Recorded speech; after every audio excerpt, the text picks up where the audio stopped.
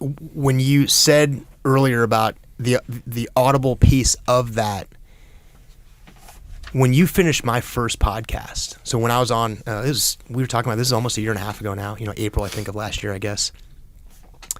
You finished with a letter that Kat wrote to Chris. Now, I didn't know, we hadn't discussed that, and I didn't know how it was going to finish, and, we spent all that time, talking about me and my experiences and things like that. I knew that letter very well. I have a copy of that letter, and I've read that letter several times.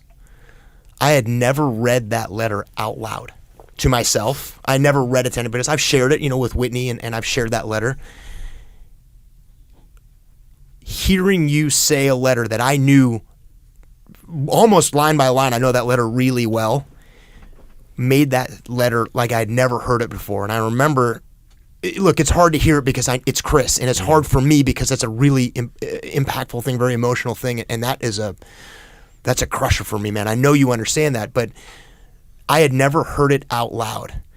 And there's a book I'm reading now that I have read the preface of the book, which is only about 3 pages, kind of to explain. I've read it out loud to myself like 5 times. And it's something that I overlooked the impact of hearing it as opposed to reading it. I read the book. It's a really cool book. I think I sent you a pair. This book's awesome. You should check it out. I read the preface out loud to myself, and having read it 3 or 4 times already, hearing it was like reading it for the first time.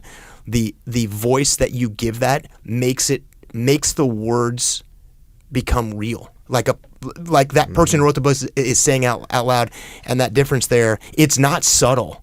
It's huge. It's a huge thing that is one of the great things about when people do it, when they do it on podcasts, and you're putting somebody else's voice into action. Most of the time we're reading books by people that are long gone. And you're telling stories that nobody would ever hear, and even if you read them, it misses something, and I think the power of that is huge, and it brought me right back to our last podcast, which was you sitting right where you are, reading Kat's letter to Chris, and like I said, like I had never heard it before. It's a totally different level.